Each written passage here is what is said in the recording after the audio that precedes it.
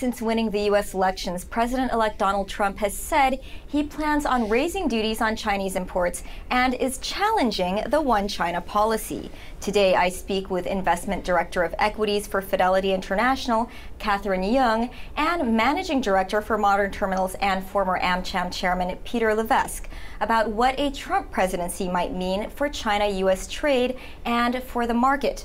Thanks for joining me on Money Magazine. Thanks, Melissa. What would raising duties on Chinese imports mean for China, for the markets, and for Hong Kong? Proposing a 45% tariff on made in China or made in Asian products, it would be quite hard to actually implement, because if you think about it, Melissa, I mean, all of a sudden you can't sell Apple iPhones because Foxconn, Hon Hai are the component manufacturers. So it's unlikely that we'll see such harsh tariffs or policies being introduced. But of course, it is a concern because we still are in the dark about what Trump wants to do.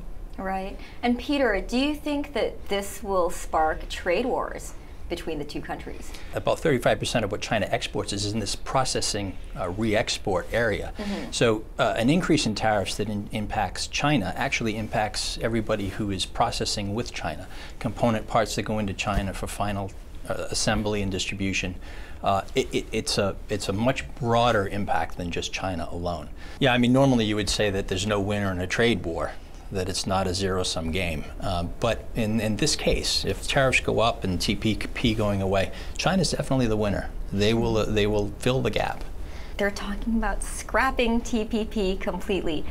What are we going to see take that place? You might see small adjustments to trade agreements that are in place as a way to say, you know, that he actually did something around trade agreements. Do you just see individual trade agreements between countries now? Bilateral trade agreements, yeah. Do you think China is going to step in to kind of lead the leftovers of TPP, I suppose? I think they've already started their own sort of mission in terms of Belt Road, with, you know, them really being a very strong part of the Asian Infrastructure Investment Bank. I mean, the amount of investments that they're subsidizing globally, whether it's in Latin America, here in Asia, Europe, it's huge. And this policy, this program, is essentially China's way of increasing their soft power status globally. Catherine, what do you think will happen to the market in China if tariffs are raised? I mean, what will happen to Chinese companies? The overarching theme this year still is the US, whether it's the US dollar, whether it's the new party's policies. China, Asia, when we look across global portfolios, investors still have an underweight exposure to our part of the world. But do you think this region will be relatively buffered from what is happening in the rest of the world? You know, in Asia, we have the domestic demand story. We have the macro story in Asia remaining very much intact. And I go back to the reforms and the positive outcome of the reforms, whether it's the Chinese reforms, such as state-owned enterprise reforms, whether it's Indian reformers, whether it's Indonesian, Filipino, Thai. Our part of the world, we have this domestic story really sort of creating some kind of buffer, as you mentioned. Do you see consumption going up, domestic consumption going up in these areas? As a theme, it plays a vital part across our portfolios. Interestingly, then, when we look at Chinese consumption, it's still only around 25% of GDP versus US consumption, which is more like 75%. Yeah, that's right. Our team was in China, and we are seeing targeted investment spending. So that's a plus. As far as currencies, actually, as far as currencies go, with the yuan and the dollar, I mean, the yuan is actually weakening. How weak do you think it should go? You know, it's, if you go back and you say, well, Trump's going to, you know, increase tariffs, he has to make a case before the WTO. And one of the reasons that he seems to be leaning towards is manipulation of the renminbi. China is spending a lot of money in foreign reserves to prop up the currency right now.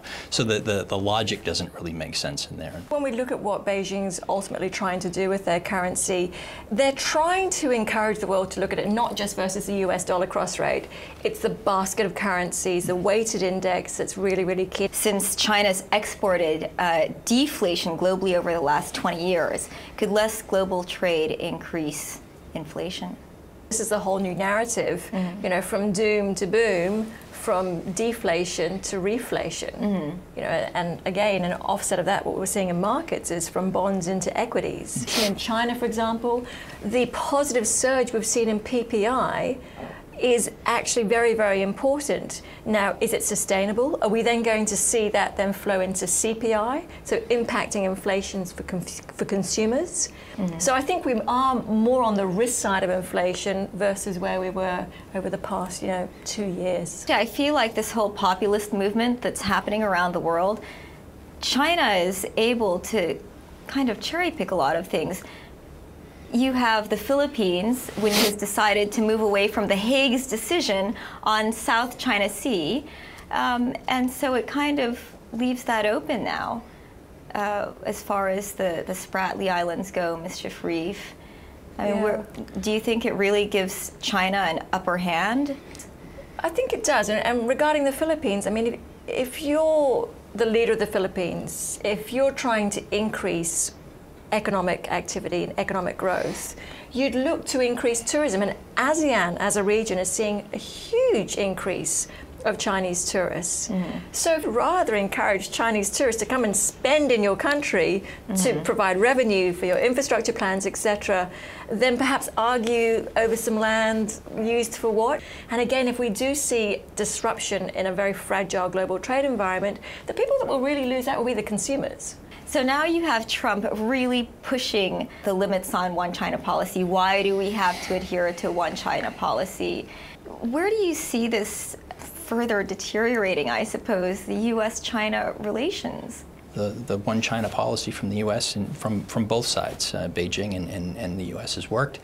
It's allowed Taiwan to flourish in many ways. It's kept stabilization in the South China Sea. The difference, I think, now, though, is it goes a little bit beyond rhetoric when President Tsai calls and President-elect Trump takes the call. That's an action. That's something that Beijing looks and says, okay, well, what's up? And I'm hoping that that President-elect Trump just gets some really good advice from some real smart Asia experts on what to do and what not to do with the case of Taiwan. Any last words, I suppose, on where you think the markets will go for the next year or so? Short term, it's likely the US will continue to rally and gain the attraction or be favored by investors. But developed markets in global portfolios is very overweight versus emerging markets. Asia definitely seems to be at the bottom in terms of positioning. So we could see a revival based on valuations, based on this huge underweight. Trump is a businessman, so I'm hoping that at the end of the day that the business policies and things are such that we'll see growth, and that'll include international trade growth. And the thing is, from Trump's perspective, what he needs to understand is the value of U.S. engagement around the world. If you go inwardly focused, it doesn't benefit anybody. And a lot of what the U.S. brings in terms of engagement, being able to have dialogue with countries, including trade, benefits everyone.